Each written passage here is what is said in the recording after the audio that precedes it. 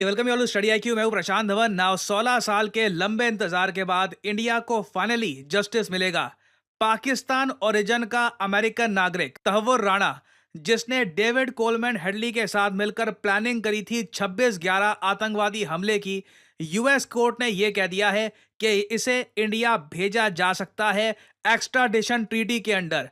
India और US की एक बहुत ही पुरानी ट्रीटी है एक्स्ट्राडिशन की, जहां पे इंडिया यूएस को कह सकता है कि ये आदमी है, इस पर हमें केस चलाना है इन इंडिया, तो वो आदमी इंडिया भेजा जाएगा। तो इस ट्रीटी के अंडर क्या तहव्वुर राणा इंडिया में आएगा या नहीं आएगा, इस बात को लेकर सस्पेंस था कि क्या यूएस कोर्ट अलाउ करेगी कि यूएस इस आदमी को यूएसए से इंडिया भेजे। But in the end Tahawwur Rana India में आने वाला है। ये मैं कहूंगा इंडिया के लिए बहुत बड़ी अकॉम्प्लिशमेंट है। बहुत टाइम लग गया, मगर फाइनली लग रहा है कि धीरे धीरे एक एक करके जिन लोगों ने भारत पर एक बड़ा आतंकवादी हमला किया था, उनको हम प्रॉपर तरीके से भारत में एक इंडियन कोर्ट में सजा दे पाएंगे। और मुझे याद है भारत के गृह मंत्री अमित शाह ने आज से 1 साल पहले 2023 में पार्लियामेंट में खड़े होकर यह कहा था कि तहव्वुर राणा 26/11 का एक्यूज्ड ये बहुत ही जल्द इंडियन जुडिशरी को फेस करेगा। और अब देखिए यूएस कोर्ट की जो ये रूलिंग आ चुकी है, अब it is only a matter of time,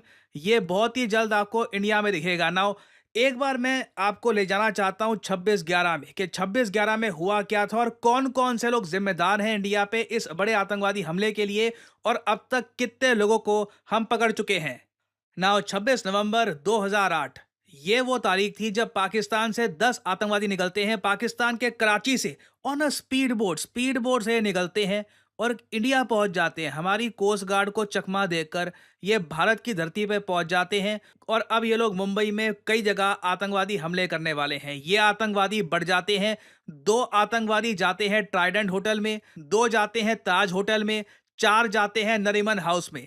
इस तरीके से बढ़ जाते हैं और इनोसेंट लोग जो है मुंबई के, उन पे अटैक करना स्टार्ट कर देते हैं। सिंस ये अटैक्स शुरू हुए थे 26 तारीख को, महीना था नवंबर, इसलिए हम इन अटैक्स को कहते हैं 26/11 टेररिस्ट अटैक्स। मगर ये अटैक्स सिर्फ एक दिन तक नहीं चले थे, लगातार कई दिनों तक 26, 27, 28, 29 तारीख तक ये अटैक्स चलते रहे। फाइनली इंडिया के एनएसजी कमांडोज ने सभी आतंकवादियों को, ऑलमोस्ट सभी आतंकवादियों को न्यूट्रलाइज कर दिया। एक आतंकवादी को जिंदा पकड़ा, अजमल कसाब, उस पर केस चला, कई सालों तक केस चला। और आप भारत का जस्टिस सिस्टम देखिए, ये आदमी 2008 में अंधाधुन लोगों को मार डालता है मुंबई में, मगर 4 साल तक ये जिंदा रहता है। प्रेसिडेंट को अपील भी करता है, हर जगह हर कोर्ट में जाता है, और 2012 में जाकर 4 साल बाद फाइनली इसको फांसी दी जाती है। मुझे याद है इंडिया में वो 4 साल जो थे ना, वो बहुत ज्यादा फ्रस्ट्रेशन के थे। लोग बार बार क्वेश्चन पूछ रहे थे कि हमारी जुडिशरी कैसी है।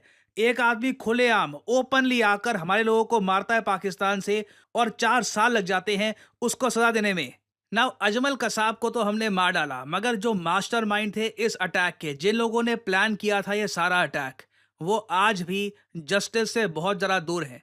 देखिए ये अटैक किया था लश्कर तैयबा ने। लश्कर तैयबा पाकिस्तान बेस्ड आतंकवादी संगठन है, यूएन डेजिग्नेटेड आतंकवादी ग्रुप है, और इस ग्रुप को लीड करता है हाफिज सईद। और हाफिज सईद भी यूएन डेजिग्नेटेड आतंकवादी है। आपने काफी बार सुना होगा, इंडिया ने कई बार हाफिज सईद को पकड़ने की कोशिश करी है। अनफॉर्चुनेटली अभी तक हम सक्सेसफुल हुए नहीं है। जब से 26/11 हमला हुआ है उसके बाद की मैं यहाँ पे बात कर रहा हूँ। नाउ हाफिज सईद तो देखिए लश्कर तैयबा का हेड हो गया, मगर इस 26/11 हमले को प्रॉपरली चलाने वाला वो था जकीर रहमान लखवी। लखवी ने देखिए ग्राउंड लेवल पर प्लानिंग करी थी, और लखवी का साथ दिया था 2 लोगों ने, एक डेविड कोलमैन हेडली और दूसरा आदमी था यहाँ पर तहव्वुर राणा।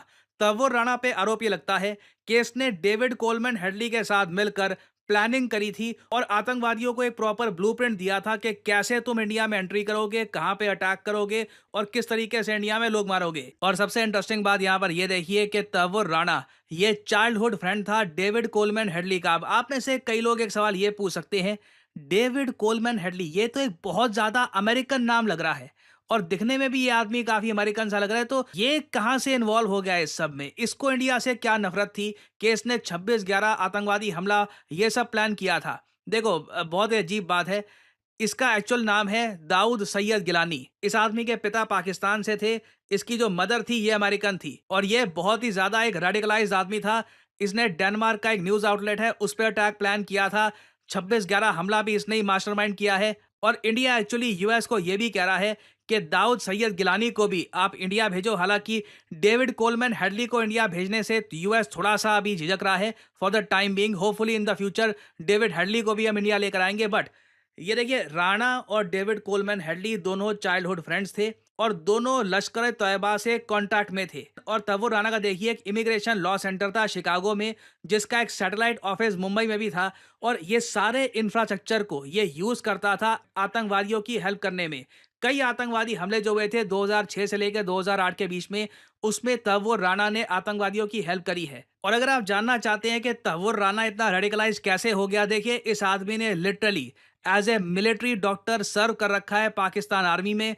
बाद में ये कनाडा चला गया था, वहां से ये यूएस में भी पहुंच गया। और इंटरेस्टिंग बात देखिए, जब डेविड कोलमैन हेडली पकड़ा गया यूएस कोर्ट में, डेविड कोलमैन हेडली के अगेंस्ट केस स्टार्ट हो गया, तब डेविड कोलमैन हेडली ने ही सबसे पहले ये बात एक्सेप्ट कर ली कि तैमूर राणा भी उसके साथ था। इन दोनों ने मिलकर प्लान किया था 26/11 आतंकवादी हमलों को। और मैं यहाँ पर यह कहूंगा, यूएस ने इस सारी इन्वेस्टिगेशन को सीरियसली इसलिए भी लिया है क्योंकि जो लोग मारे गए थे 26/11 हमलों में, उनमें कई अमेरिकन नेशनल्स भी थे।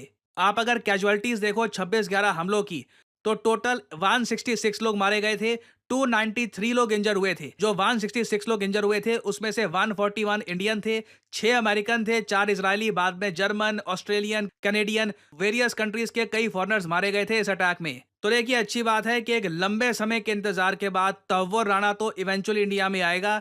डेविड कोलमैन हेडली भी इवेंचुअली इंडिया में आना चाहिए। बाकी देखिए, जो इनसे भी बड़े मास्टरमाइंड हैं वो तो है लखवी पाकिस्तान में है, और ऑफ कोर्स हाफिज सईद। उन दोनों को भी एक दिन हमें पकड़ना होगा, तभी आप कह सकते हैं हम प्रॉपर जस्टिस दे पाएंगे 26/11 विक्टिम्स को। तो आने वाले समय में देखिए ये टॉपिक बहुत ही ज्यादा न्यूज में भी रहेगा। कुछ डेवलपमेंट्स आती हैं इससे रिलेटेड। बाय द वे, ये सब किया गया है एक 1997 इंडिया अमेरिका एक्स्ट्राडिशन ट्रीटी के अंडर। अगर ये ट्रीटी ना साइन होती तो ये आज के समय हम ना देख पाते। थैंकफुली ये ट्रीटी साइन हो रखी है।